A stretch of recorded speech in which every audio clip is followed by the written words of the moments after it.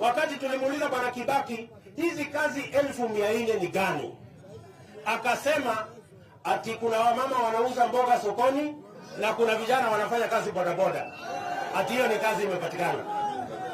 Mimi nataka niwaulize, na tunamwambia Bwana Kibaki, kazi ya wamama kuuza mboga ama vijana kwenda na bodaboda, hiyo wanaweza kujifanyia wenyewe. Tunataka serikali itoe nafasi ya kutosha kwa kina mama kufanya biashara, sio biashara ya kuuza mboga.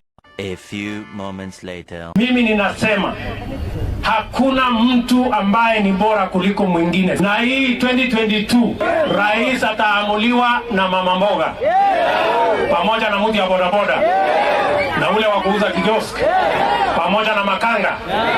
Sisi tutaamua rais 2022. Wajipange. Ama